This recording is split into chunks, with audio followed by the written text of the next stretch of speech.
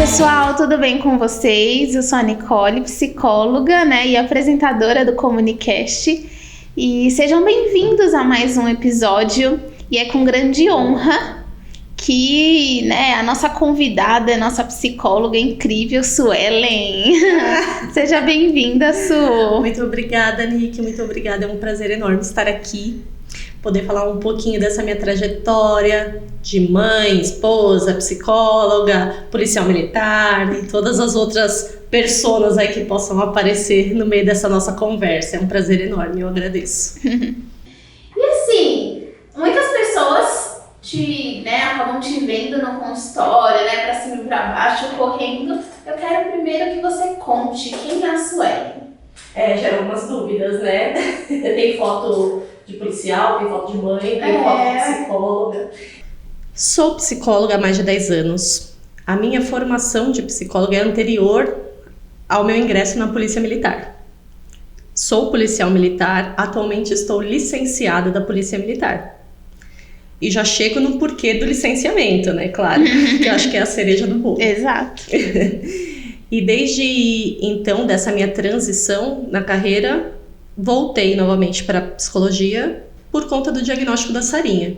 Então, sou mãe de 3 filhos, Cecília, Miguel e Sara. A Sara, raspinha do tacho, uma criança neurodivergente diagnosticada com autismo, TEA, e foi essa cerejinha do bolo aí que mobilizou que eu retornasse para a psicologia, retornasse para essa área comportamental e me embrenhasse aí nesses caminhos não tão simples, mas muito gratificantes.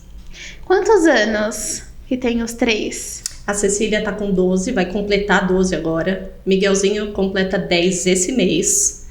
E a Sara tá beirando os 3 aninhos. Tá com 2 e 9 meses. Então a gente tem um parabéns, hein? Esse mês. Teremos um parabéns. E ai de nós que não lembremos disso. Exato. Ô Su, e conta um pouquinho, o que é maternidade pra você? A maternidade, eu acho que é o ponto mais sensível de uma mulher. Mas a condição de mulher é anterior à condição de maternidade. E às vezes a gente perde um pouco isso. Antes de ser mãe, nós somos mulheres. E pretendo falar um pouquinho disso mais lá na frente. A maternidade, para mim, ela não tem grandes enquadramentos. Por isso que poucas vezes, ou até mesmo nenhuma vez, você vai me ver se auto-intitulando, auto-reivindicando uma mãe atípica. O termo atípico, ele trata de uma questão fora da normalidade. E a maternidade por si só não tem muitas nuances normais. Ela é cheia de imprevistos, cheia de reveses, cheia de surpresas. Da mesma forma que eu tenho questões a trabalhar com os meus filhos típicos, eu tenho questões para trabalhar com a minha filha atípica. Então a maternidade para mim é uma coisa muito maior do que esse enquadramento. E a maternidade, eu acho que ela também difere em um aspecto. A maternidade ela é algo muito vinculado à questão consanguínea, né? A questão de quem tem um laço sanguíneo com aquela criança e tudo mais. Já a maternagem é algo relacionado ao vínculo, ao acolhimento. E eu fico pensando também com os meus botões se é somente a mãe que pode exercer esse papel de maternagem. Comumente a gente associa isso. Uhum. A gente associa, a cuidadora é sempre a mãe. O provedor, até muito pouco tempo atrás, Sim. era o pai. Sim. Porém, as configurações familiares hoje são outras. E a gente não pode deixar de pensar sobre isso. Se a gente olhar com um olhar mais cuidadoso, menos apressado, pelos corredores da clínica mesmo, a gente vê pais, nós vemos muitos avós. Muitos. Nós vemos tias, tios. Então eu penso que essa função substituta do cuidado, ela pode ser exercida por outras pessoas. E quando eu propus essa ideia de quem cuida de quem cuida, era justamente para não recair na questão única da maternidade. Sim. Há que se falar que tem uma pesquisa, acho que recente, Instituto Baresi, que 78% dos pais se ausentam das famílias, abandonam as famílias a partir do diagnóstico de doenças raras, síndromes raras ou qualquer outra deficiência. Então isso acaba refletindo nesse formato que a gente tem, nessa compreensão que a gente tem de sociedade. As mulheres são as cuidadoras, mas eu penso que a gente precisa olhar para todo o contexto de quem está à frente dos cuidados, que não precisa necessariamente ser a mãe. E a maternidade é diferente de maternagem. Sim. E você falou sobre os cuidadores, né? Quem são esses cuidadores? Os cuidadores, eu acho que são essas pessoas que estão à frente, né? As mulheres hoje quando contam com sorte, contam com uma rede de apoio, né? E as pessoas que estão nessa rede de apoio são esses avós, que são as coisas mais lindas, né, que a gente vê. São os pais. Eu tenho pacientes hoje que há 10 anos atrás, quando eu me formei, não que isso seja muito remoto, mas é uma realidade um pouquinho já distante, que eu não via os pais. Hoje eu tenho pacientes que eu não vejo a mãe, eu não conheço a mãe. Sim, porque verdade. O pai está à frente do cuidado. Sim. E claro, tem outras questões que é muito bem dividido, tem outras questões que cada família tem a sua configuração muito própria. Sim. Então, os cuidadores são essas pessoas que exercem funções substitutas ao cuidado, que estão ali, as substitutas à mãe, não ao cuidado, né? Estão cuidando, estão à frente, seja na questão pedagógica, na questão financeira, na questão dia a dia, né? Antes as mães ficavam muito implicadas, muito empenhadas no trocar a fralda, em manter uma carteirinha de vacinação impecável. Sim. Hoje a mãe não tem tempo para isso. A mãe ou ela vai delegar ou vai faltar uma vacina. Sim. E essa questão das faltas, porque a mãe ela ocupa muitos lugares sociais. A mãe ela é profissional, ela é mãe, às vezes ela é arrimo de família. Sim.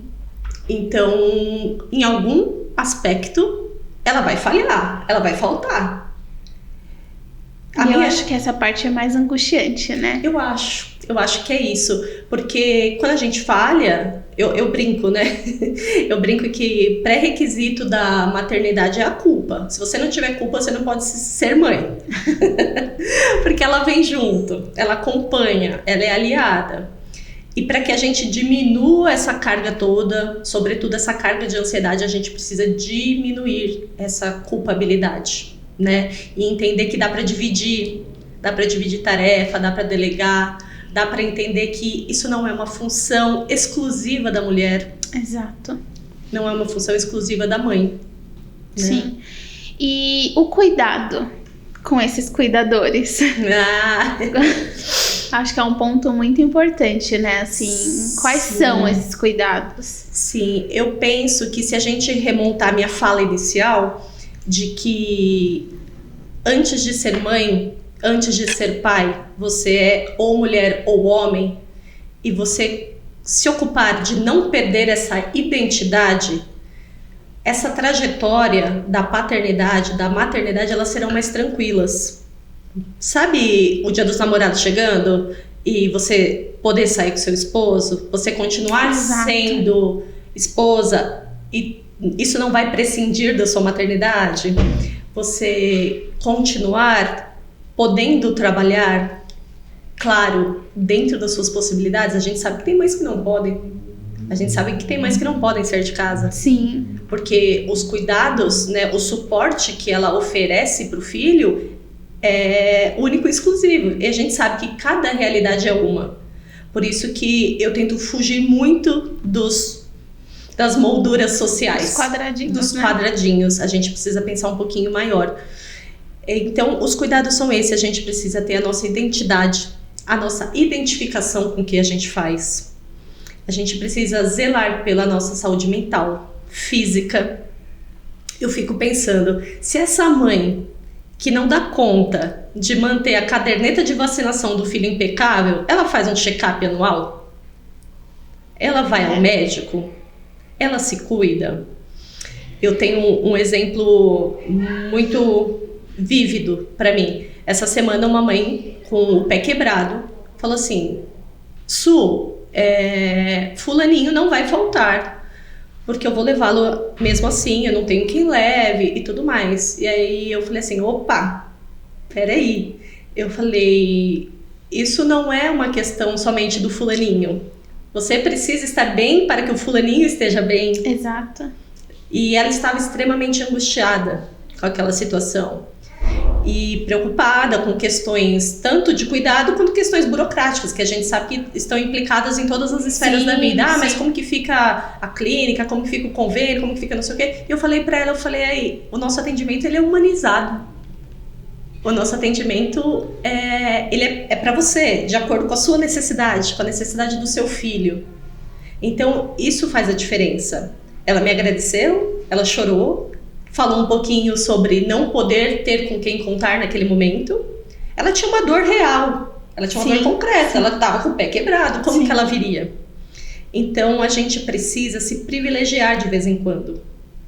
Eu falo muito de ocupar lugares de merecimento. As mães precisam ocupar os lugares de merecimento delas. Isso é muito...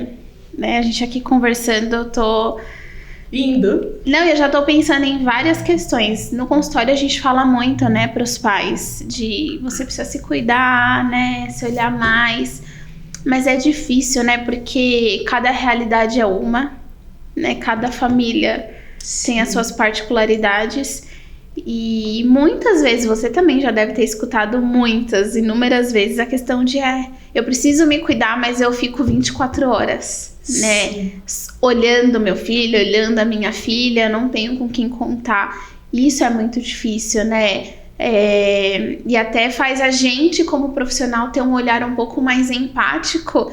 E é exatamente isso que você fez, né? Com essa mãe desse seu paciente. Separou um pouquinho e teve esse olhar empático, porque se fosse só, olhei a mensagem, tudo bem, tô te esperando aqui, né? E muitas vezes ela conseguiu se abrir pra você, né? Foi um momento pra ela, né? Que ela conseguiu se abrir um pouquinho mais. Mas é difícil, né? É difícil porque muitas vezes essa caminhada ela é solitária. Exato. Muitas vezes ela é solitária e fácil não é, nunca foi, nunca será. Mas a gente precisa mesmo tentar estar com o outro.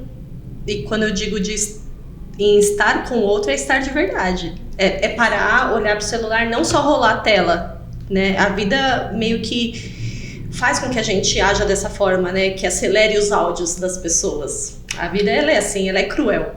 Mas a gente não precisa se permitir, né? A gente não precisa estar nesse lugar de acelerar áudio, a gente não precisa estar no lugar de não ouvir o outro. Sim. A gente não precisa estar no lugar de se doar 24 horas. Nem uma mãe atípica precisa desse lugar.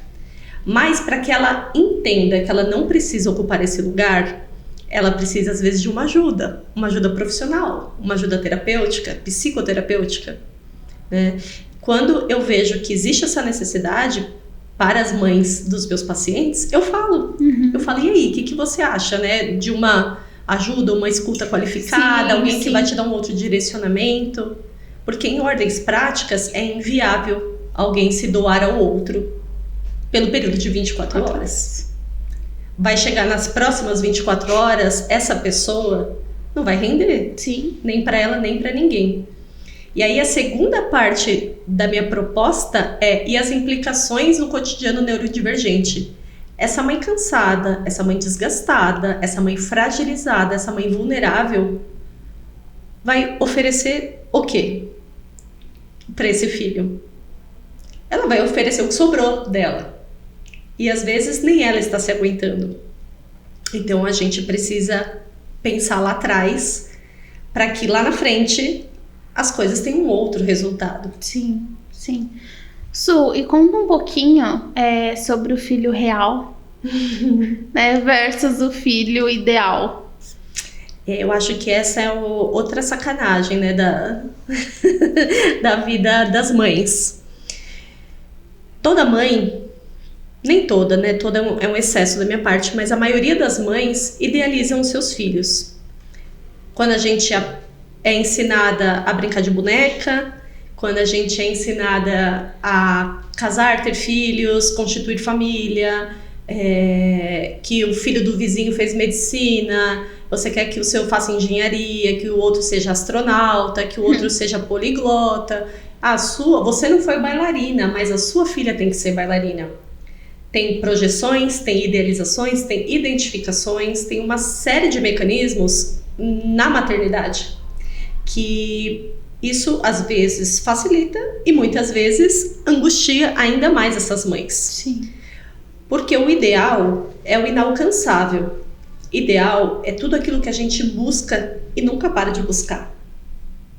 O real... A gente vai cansar, né, buscando. Exatamente. Você vai cansar, você vai se desgastar e não vai alcançar. Sim. Agora, o filho real é o filho possível. É o filho concreto. É o filho tal qual a vida te deu.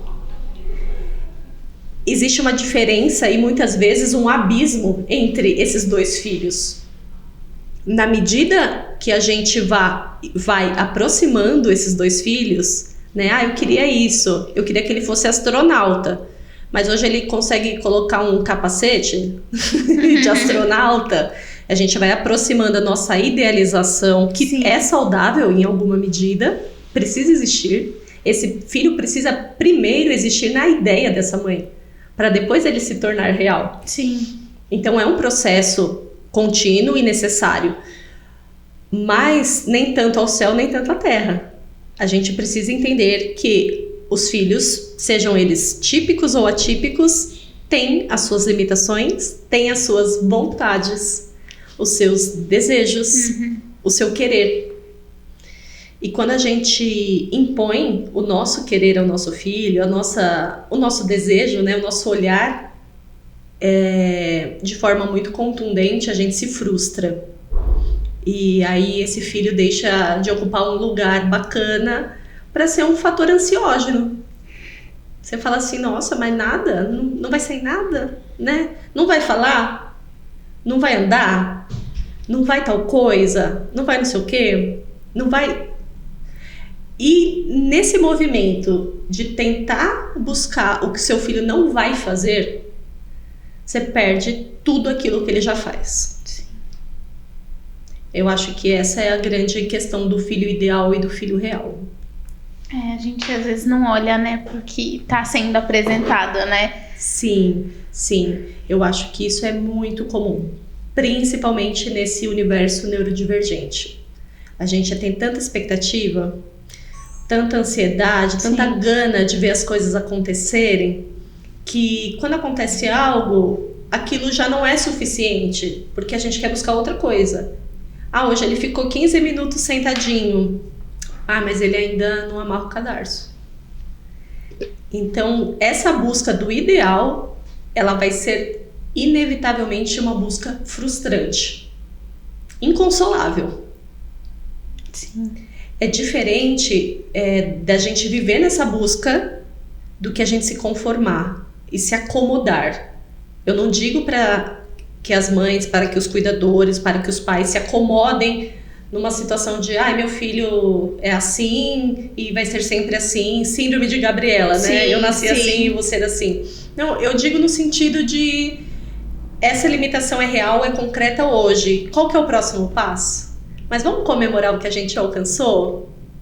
Porque essas pequenas vitórias dá até força, né, Su, pra continuar. Tem tanta beleza nisso, tem tanta singularidade. E, de novo, acelerar a vida faz com que a gente tenha grandes decepções. Nossa. Faz a gente pensar muito, né? Esse debate. E ter um filho, né? No seu caso, ter uma filha atípica, faz a diferença em como você lida com os pais dos seus pacientes? Tem essa diferença? Eu não saberia dizer sobre isso, sobre o meu olhar, sobre o meu viés, né? Eu acredito que as mães poderiam falar sobre isso melhor que eu, né? Mas eu já ouvi relatos.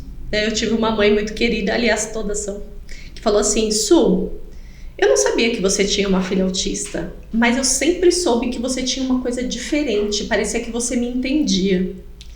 Olha só. E esse lance de parecia que você me entendia, tem nome, é empatia. Exato. É empatia. Não que os outros profissionais não tenham. Todos os profissionais têm, todos os profissionais se doam, todos os profissionais entendem aquele universo. Mas entender e viver é diferente. E a gente não pode falar que não é, porque é diferente. Sim.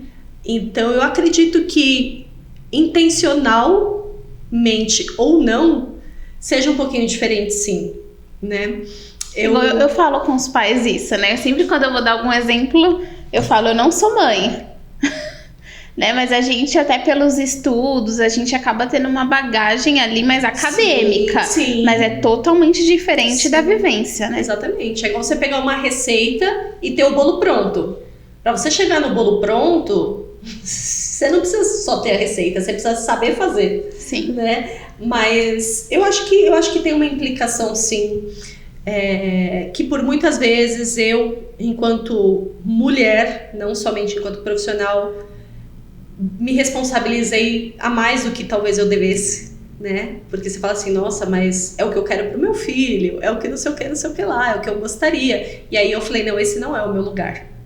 O meu lugar aqui é profissional, de fazer o que eu posso fazer, da forma que posso fazer, e a minha filha vai ter o atendimento, o acesso, o respaldo, o suporte que ela precisar ter. É diferente, mas em algum momento isso foi uma crisezinha pra mim também.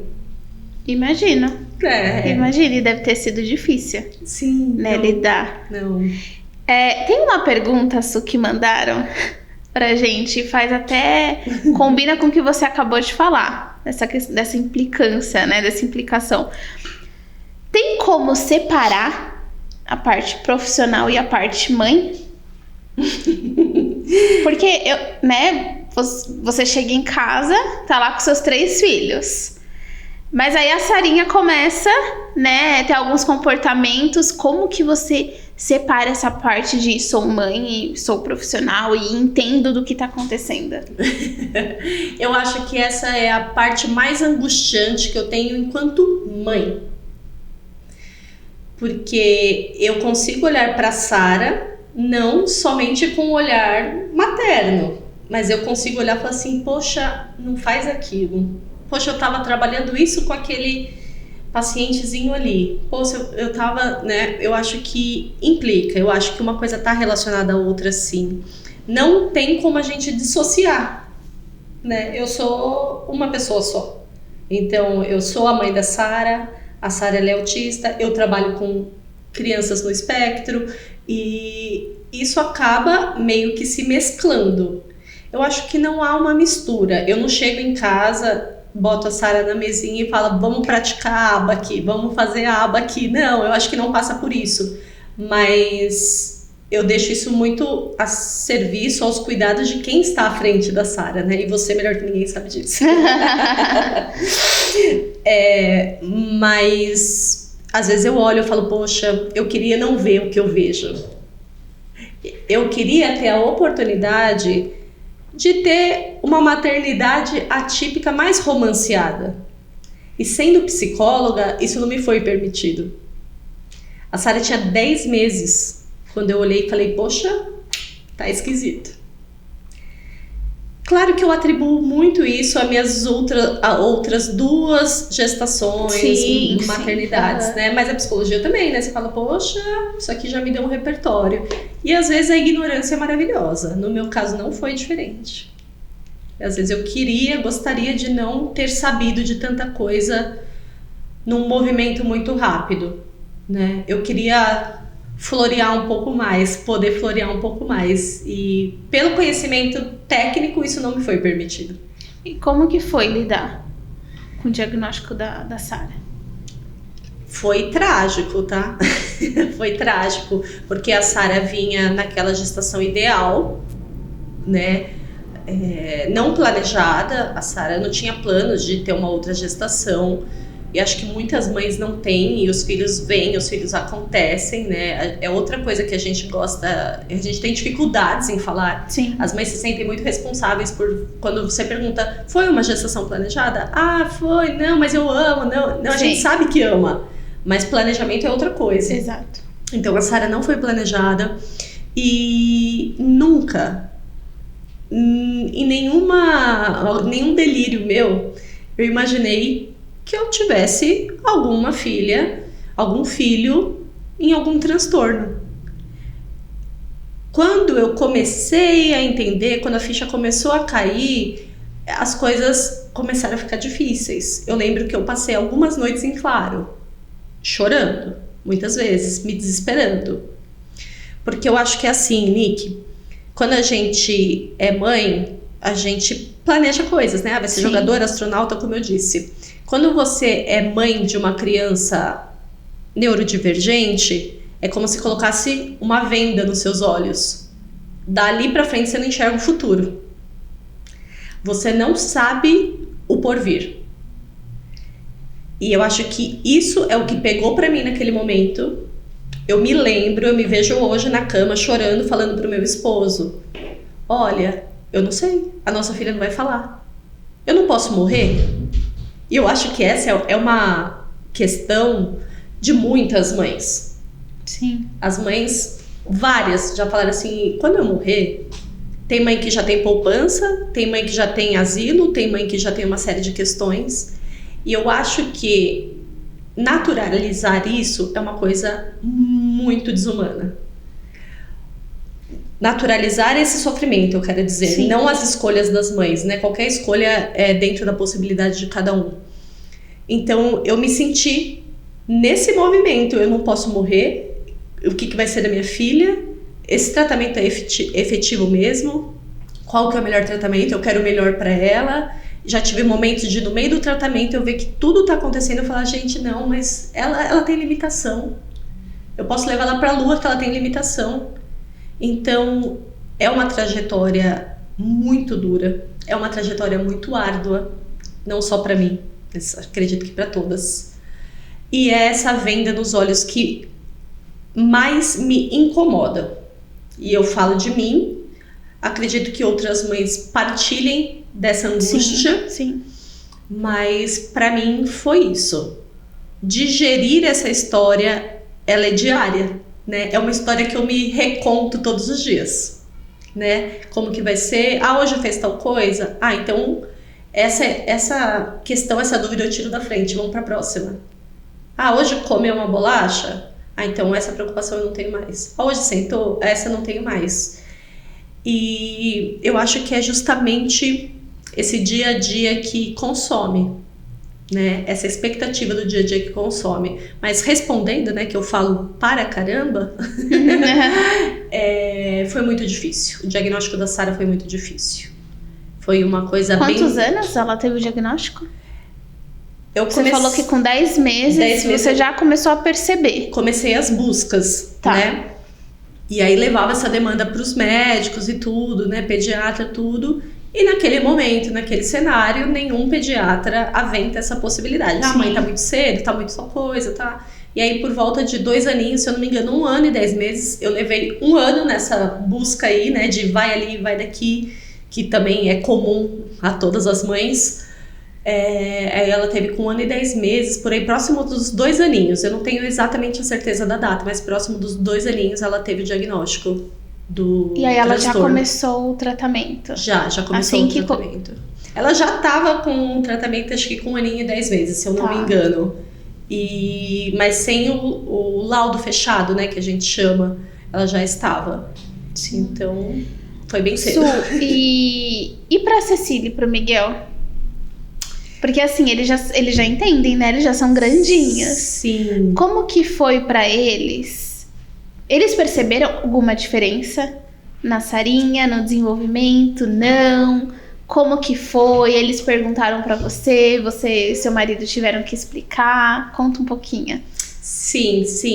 Foi outro momento bem delicado, né? Porque não é só a mãe, o pai que idealiza o bebê que está por vir, né? Os irmãos também, quando se tem irmãos. E eles não viam a hora de ter um bebê para brincar, para fazer coisas, para fazer cócega e dar risada, para olhar nos olhos deles. E desde muito cedo a Sara já tinha o contato visual muito furtivo, ela não olhava e tudo mais. Eu me lembro da Cecília falando assim para mim, chorando, falando assim: mãe, a Sara não me ama. Porque eu tento brincar com a Sara, eu tento pegar a Sara e ela foge de mim, ela não vem comigo, ela não me olha, ela não ri pra mim. E foi um trabalho árduo, novamente, de falar: Cecília, não existe essa situação de amor ou desamor. Não é que você não merece o amor da sua irmã, é que a sua irmã tem uma forma diferente de demonstrar afetos, carinhos, emoções e o amor, inclusive. Nesse momento da vida da sua irmã, ela não consegue demonstrar da forma que você espera, né? Que você espera. Mais uma Porque vez. demonstra, né? Exatamente. É mais uma vez expectativa versus realidade. Então, eles foram meio que se acostumando com isso. O Miguel, ele tem uma postura mais compassiva, mais complacente, ele aguarda. Tanto que a Sara não pode ver, hoje em dia ela não pode ver o Miguel, que ela vai para abraçar o Miguel, ela vai para se embrenhar ali no irmão, aquela coisa toda. A Cecília, ela vai quando ela precisa de algo. Para conseguir algo, né? Então, mas foi dia após dia. No começo, a Sara só ia com o pai. A loucura dela era o pai. Depois, comigo. Depois, Cecília, Sara. Agora ela vai com todos de casa, com a avó. Até a gata ela brinca hoje em dia. Que antes a gata passava por ela, era como se nada estivesse passando. Então, eu acho que esse sofrimento, esse luto do filho ideal, não foi só meu. E mesmo enlutada, eu tive que olhar para os meus outros filhos. Eu tive que olhar para o meu esposo, que era a primeira filha dele, biológica. A Cecília e o Miguel são filhos do meu primeiro casamento. Então, o quanto não tinha de idealização desse pai sobre essa filha, né? O quanto que faltou para ele de experiência, né? De repertório para lidar com essa situação. Então, com as crianças foi dessa forma. Eu acho que foi muito difícil. Hoje eu penso que eles têm uma compreensão muito melhor. Eles têm muita expectativa e eles têm um olhar cuidadoso, de responsabilidade muito maior do que outras crianças teriam, talvez. E aí acende uma luzinha vermelha para mim também. Hora ou outra eu tenho que chamar Cecília, Miguel, vocês não são pais da Sara. Cecília, Miguel, hoje vocês não precisam ir na clínica acompanhar a Sara. E eles falam: não, mas eu tenho que ajudar a avó. Não, mas eu tenho que ajudar a Sara. Não, mas eu tenho que não sei o quê. Então, eu acredito que essas situações vão forjando, né, o desenvolvimento das pessoas. Eu tento, da melhor forma possível, demonstrar para eles que o desenvolvimento da Sara não é responsabilidade deles. Mas eu não tenho alcance para dizer o quanto que isso repercute no entendimento deles de responsabilidade. O quanto que eles se acham responsáveis. O quanto que eles se acham cuidadores, né? Eu tento, todos de casa tentam, mas eu percebo que algo mudou para eles desde o diagnóstico. O olhar dos dois, né, é muito empático, assim. Dá para perceber a forma que eles chegam no consultório ou quando você conversa com eles, né? Os dois têm esse olhar muito empático. E essa questão da cobrança deles com eles mesmos sobre o desenvolvimento da Sara, eu vejo que vai ser moldado conforme eles forem crescendo e forem entendendo, né? Porque, querendo ou não, eles são bem pequenos, né? São. Para ter essa total dimensão de que eles não são, né, culpados pelo desenvolvimento, né, da Sara. Exatamente.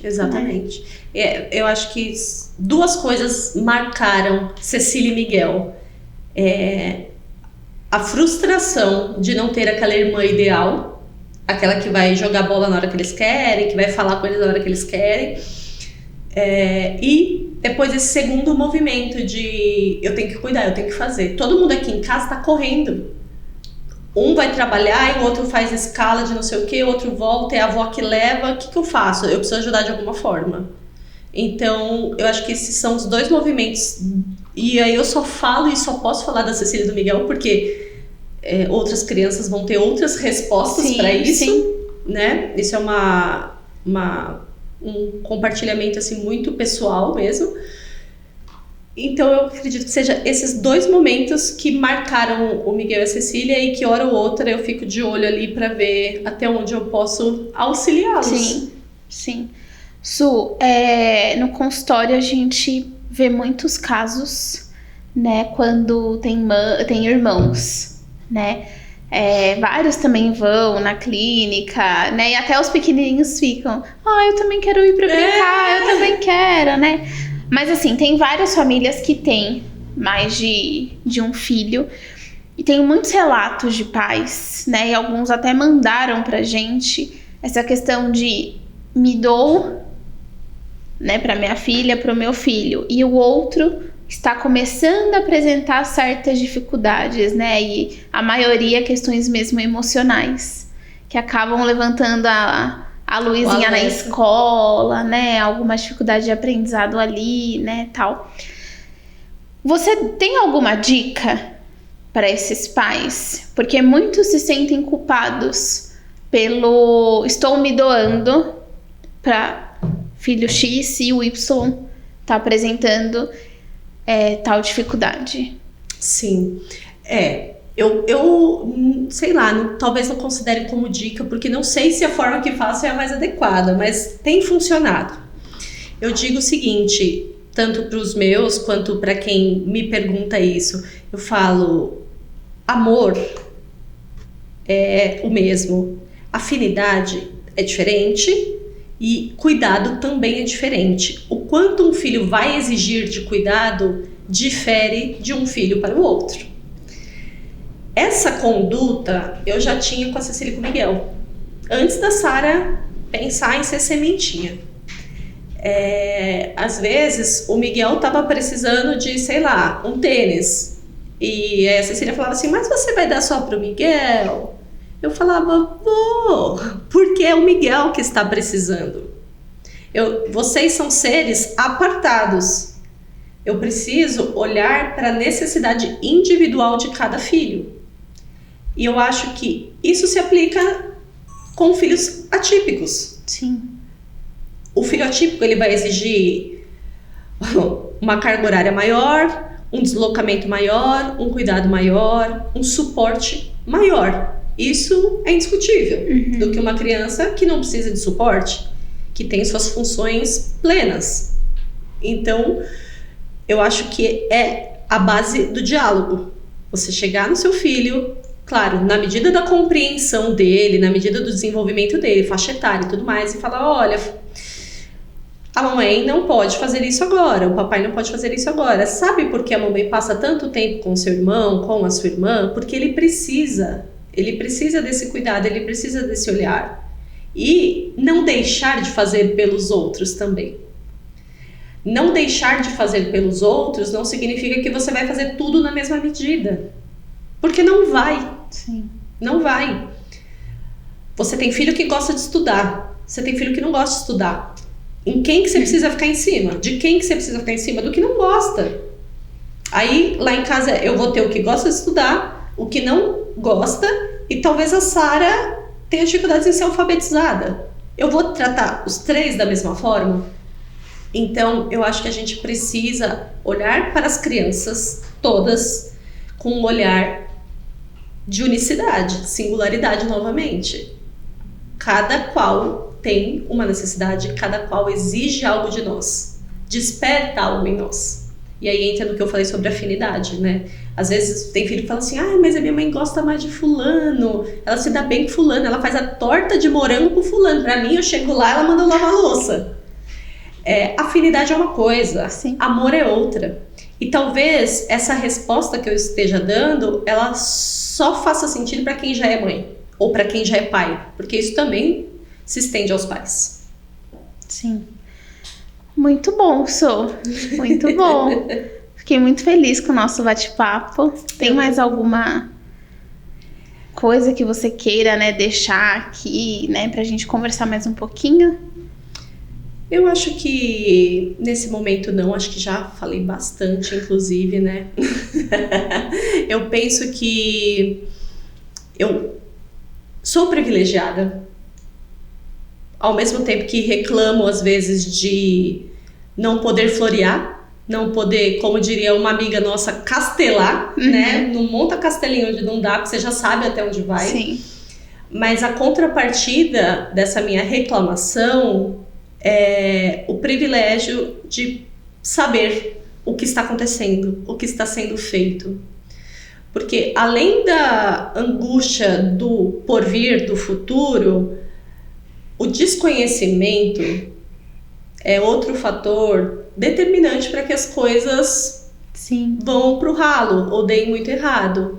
Então, se eu pudesse deixar uma mensagem, eu deixaria para que as pessoas, para que esses cuidadores se cuidem e para que eles se informem, para que eles busquem o melhor, tanto para eles quanto para os seus. E quando a gente fala dos seus, a gente não está falando só do filho neurodivergente.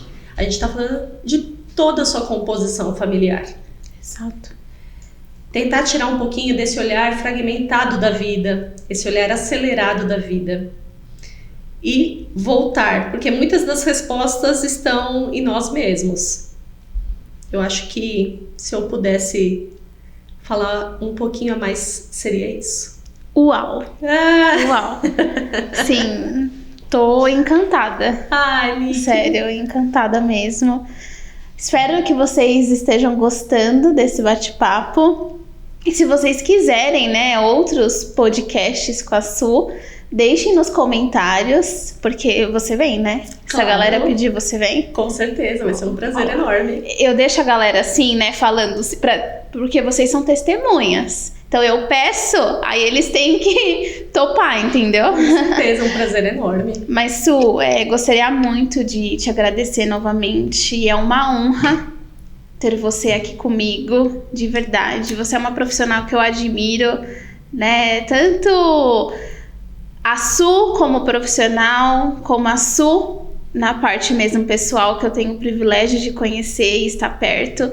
Então é uma honra ter você aqui. Muito obrigada por todas as suas sábias palavras. Ah, que isso. Não. Que isso. Eu que agradeço. A recíproca, Nick, ela é muito mais que verdadeira, né? Se não fosse, eu acho que eu não entregaria o meu bem maior aos seus cuidados, né? Para quem não sabe, a Nick, ela é a terapeuta da Sarinha. E eu sou muito grata mesmo por tudo que a história da Sara me trouxe. A Sara não me trouxe só um diagnóstico, ela me trouxe pessoas. E eu quero chorar. Então me faça chorar, porque eu já tô aqui, ó, a lágrima já tá aqui. Mas é isso, a gente sempre conversa, né, Su, sobre Sim. isso e até falando como profissional. Eu estar nesse, né, com esse público me trouxe tantos aprendizados como pessoa, sabe? Eu acho que eu me tornei uma ser humana muito melhor. E é igual você falou, me trouxe pessoas, né, com que eu possa, assim, contar para sempre. E você é uma delas, né? A gente teve esse privilégio, né, da gente se tornar muito próxima. E é nesse sentido que eu falo que eu sou privilegiada. A história da Sara me ofertou muitas outras histórias, muitas outras pessoas que até 2 anos atrás, para mim, eram inconcebíveis de acontecerem, né? Até pela minha rotina e escolhas outras. Então, eu sou muito grata. E quando eu falo de gratidão, eu não falo de perfeição, né? Não é good vibes, né? É uma coisa, tipo, é difícil, é duro, mas a gente reconhece os bons quando a gente tá na dificuldade. né? Eu espero que você saiba que você pode contar comigo quando você quiser. E essas mães também podem contar comigo, esses pais também podem contar comigo, que o que eu puder ofertar vai ser ofertado. Tenham em mim alguém com quem contar. Ah, gente, eu acho que esse episódio foi muito emocionante. Foi fofo, ficou fofo. Foi, porque eu acho que foi diferente. Acho que tem um plus, assim, sabe, de carinho envolvido, né? E você ser mãe e ser também um profissional e ter tanta... que eu vejo muito em você, essa reciprocidade, essa empatia, e é o que eu mais admiro, eu já te falei isso, né? E você trouxe isso pra cá de uma forma muito linda, né? Então, acho que esse episódio tá bem emocionante e também bem... faz com que a gente pense um pouquinho mais, sim, sabe? Eu acho que tá bastante reflexivo. Sim.